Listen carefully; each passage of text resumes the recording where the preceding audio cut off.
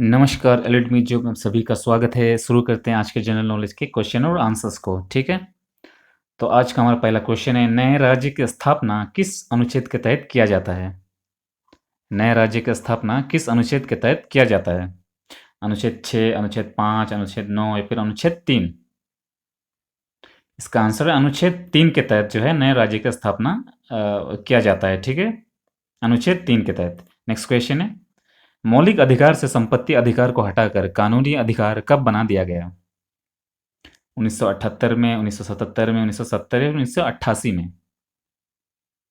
मौलिक अधिकार से संपत्ति अधिकार को हटाकर कानूनी अधिकार 1978 में बना दिया गया था, ठीक है? इसका आंसर 1978 में। और 1978 में जो है अनुराग देसाई के शासनकाल में मौलिक अधिकार से संपत्ति अधिकार को हटाकर कानूनी अधिकार बना दिया गया है। किसके शासनकाल में? तो अनुराग देसाई के शासनकाल में, ठीक है? नेक्स्ट क्वेश्चन है, किस संविधान संशोधन के तहत मौलिक अधिकार से संपत्ति अधिकार को हटाकर कानूनी अधिकार बना दिया गया था? यहाँ पर क्वेश्चन हमारा, किस संविधान संशोधन के तहत जो है मौलिक अधिकार से संपत्ति अधिकार को हटाकर कानूनी अधिकार बना दिया गया था? इसका आंसर है 44वां संविधान संशोधन के तहत, ठीक है?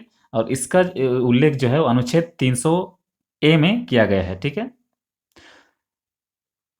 44वां संविधान संशोधन के तहत हमारा आंसर है 44वां संविधान संशोधन। नेक्स्ट क्वेश्चन, लोकसभा को भंग किस अनुच्छेद के तहत किया जा सकता है? अनुच्छेद 85, अनुच्छेद 86, अनुच्छेद 84 या फिर अनुच्छेद 82 के तहत लोकसभा को भंग किस अनुच्छेद के तहत किया जाता है? तो इसका आंसर है अनुच्छेद 85 के तहत लोकसभा को भंग किया जा सकता है, ठीक है? नेक्स्ट क्वेश्चन है, लोकसभा को भंग किसकी सलाह पर किया जा सकता है? लोकसभा को भंग किसकी सलाह पर किया जा सकता है? मुख्यमंत्री, प्रधानमंत्री, गृह मंत्री या फिर राज्यपाल?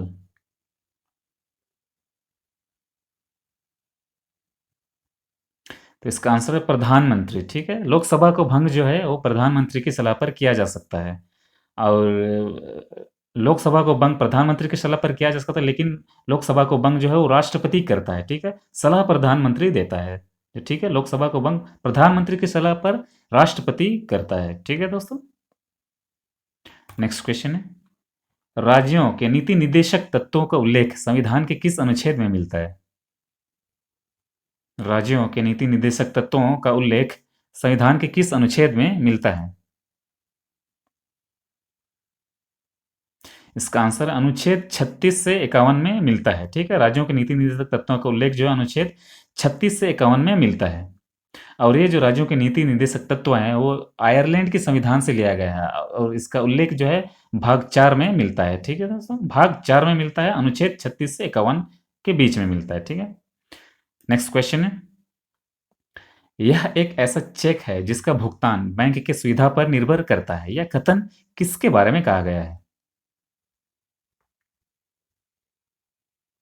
यह एक ऐसा चेक है जिसका भुगतान बैंक की सुविधा पर निर्भर करता है, और यह कथन किसके बारे में कहा गया है? तो इसका आंसर है राज्यों के नीति निर्देशक तत्वों के बारे में कहा गया, ठीक है? राज्यों के नीति निर्देशक तत्वों के बारे में कहा गया। और यह जो कथन है कि यह एक ऐसा चेक है जिसका भुगतान बैंक की सुविधा पर निर्भर करता है, यह कथन जो है के.टी. शाह का है, ठीक है दोस्तों? याद रखिएगा, के.टी. शाह का है, ठीक है? नेक्स्ट क्वेश्चन है हमारा, संसदीय शासन में वास्तविक शक्ति किसके पास होती है? राष्ट्रपति के पास, गृह मंत्री, प्रधानमंत्री, फिर विदेश मंत्री के पास? इसका आंसर है संसदीय शासन में वास्तविक शक्ति जो है वो प्रधानमंत्री के पास होती है, ठीक है? इसका आंसर है प्रधानमंत्री। नेक्स्ट क्वेश्चन है, भारत के किस राज्य में सबसे पहले सूर्योदय होता है? मेघालय, असम, जम्मू कश्मीर या फिर अरुणाचल प्रदेश? इसका आंसर है भारत के किस राज्य में सबसे पहले सूर्योदय होता है? इसका आंसर है अरुणाचल प्रदेश, ठीक है दोस्तों? अरुणाचल प्रदेश में जो है भारत में सबसे पहले सूर्योदय होता है वो अरुणाचल प्रदेश में, ठीक है? नेक्स्ट क्वेश्चन है, किस राज्य के राज्यपाल को एसटी के संबंध में विशेष शक्तियां प्रदान की गई हैं? अरुणाचल प्रदेश, हिमाचल प्रदेश, उत्तर प्रदेश या फिर मध्य प्रदेश? किस राज्य के राज्यपाल को एसटी के संबंध में विशेष शक्तियां प्रदान की गई? इसका आंसर है अरुणाचल प्रदेश। ठीक है, अरुणाचल प्रदेश के राज्यपाल को जो है एसटी के संबंध में विशेष शक्तियां प्रदान की गई हैं। नेक्स्ट क्वेश्चन है, तारकुंडे समिति और गोस्वामी समिति का संबंध किससे है? तारकुंडे समिति और गोस्वामी समिति का संबंध किससे है? तो इसका आंसर है चुनाव सुधार से। ठीक है, चुनाव सुधार से इनका संबंध है। नेक्स्ट क्वेश्चन है, किस संविधान संशोधन के तहत मताधिकार की आयु सीमा 21 से घटाकर 18 वर्ष कर दी गई है? किस संविधान संशोधन के तहत मताधिकार की आयु जो है वो 21 वर्ष से घटाकर 18 वर्ष कर दी गई है? इसका आंसर है 61वां संविधान संशोधन के तहत। ठीक है, 61वां संविधान संशोधन के तहत। और यह जो संविधान संशोधन है वो 1989 में, ठीक है, 1989 में जो है राजीव गांधी के शासनकाल में हुआ था। ठीक है दोस्तों, नेक्स्ट क्वेश्चन है, किस संविधान संशोधन के तहत उच्च न्यायालयों के न्यायाधीशों की उम्र जो है 60 वर्ष से बढ़ाकर 62 वर्ष कर दी गई है? किस संविधान संशोधन के तहत उच्च न्यायालयों के न्यायाधीशों की संख्या जो है 60 वर्ष से बढ़ाकर 62 वर्ष कर दी गई है? इसका आंसर है 15वां संविधान संशोधन के तहत। ठीक है दोस्तों, 15वां संविधान संशोधन के तहत। Next question, independence for India league की स्थापना कब हुई थी? 1926, 1927, 1928 या 1929 को? इसका आंसर है इंडिपेंडेंस फॉर इंडिया लीग की स्थापना जो है वो 1928 में हुई थी। ठीक है, 1928। नेक्स्ट क्वेश्चन है, इंडिपेंडेंस फॉर इंडिया लीग के अध्यक्ष कौन थे?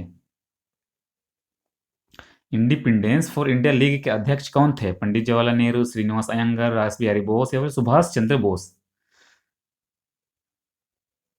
इसका आंसर है Srinivas Iyengar. Independence for India league के अध्यक्ष कौन थे? तो श्रीनिवास अयंगर। ठीक है,